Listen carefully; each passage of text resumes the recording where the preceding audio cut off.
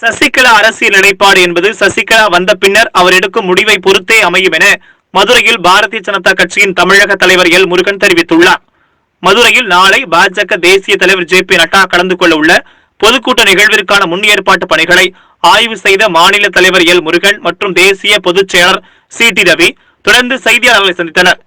தமிழகத்தில் சட்டமன்ற தேர்தலுக்கான மதுரையில் நாளை துவங்க உள்ள பிரச்சாரம் தொடர்ந்து தமிழகம் முழுவதும் பல்வேறு இடங்களில் நடைபெறும் என்றும், தேசிய ஜனநாயக கூட்டணி வலிமையாக கூட்டணியாக உள்ளது என்றும், நாடாளுமன்ற தேர்தலில் அமைக்கப்பட்ட கூட்டணி சட்டமன்ற தேர்தலிலும் தொடரும் என்றனர்.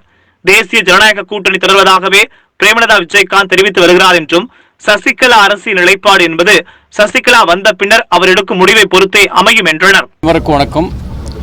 This place Madurai historical place and sacred place also in the earth, because that our honorable president J.P. Nadda ji will come to Tamil Nadu and he will start election campaign in Madurai. He will reach at tonight 9:30-10 onwards, and he will come to address the tomorrow afternoon 5:30 to 6. He will come to address in this gathering.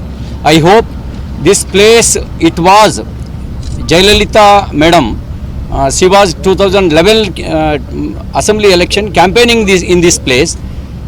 After that she has start campaigning in this place. Then only Tamil Nadu will turn out to AIDMK. I hope in this time BJP entered the assembly double digit. I hope in this place it will convert to Tamil Nadu. We are protecting Tamil Nadu culture, we are protecting Tamil language. Our beloved Prime Minister, he is always supporting Tamil Nadu compared to other states.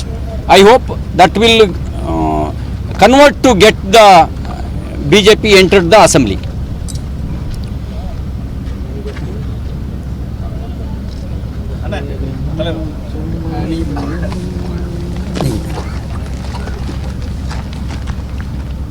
அன்பார்ந்த மதுரை ஊடக சகோதரர்கள் அனைவருக்கும் என்னுடைய அன்பு கலந்த வணக்கத்தை தெரிவித்துக் கொண்டு, மதுரை மாநகர் தமிழ் சங்கம் வளர்த்து மதுரை தமிழக அரசியலில் மிக சிறப்பான வரலாற்று சிறப்புமிக்க நம்மளுடைய மதுரை.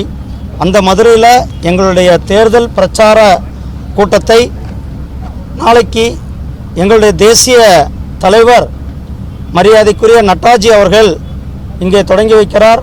அது அவர்களை தமிழக பாரதிய ஜனதா கட்சியின் சார்பில் வருக வருக என வரவேற்று மதுரையில் ஆரம்பிக்கும் எங்களுடைய இந்த பிரச்சாரம் தமிழகம் முழுவதும் தொடர்ந்து நடைபெறும். முக்கிய தலைவர்கள், பல தலைவர்கள் இங்கே தமிழ்நாட்டுக்கு வர இருக்கிறாங்க. கோயம்புத்தூர், சென்னை, திருநெல்வேலி, தென்காசி, ராமநாதபுரம் இந்த மாதிரி பகுதிகளுக்கு, சேலம் இந்த பகுதிகளுக்கு மிக முக்கிய தலைவர்கள் வருகை புரிய இருக்கிறாங்க. எங்களுடைய பிரச்சாரமானது நாளை தொடங்க இருக்கிறது என்பதை உங்களுடன் மகிழ்ச்சியாக தெரிவித்துக் கொள்கிறேன்.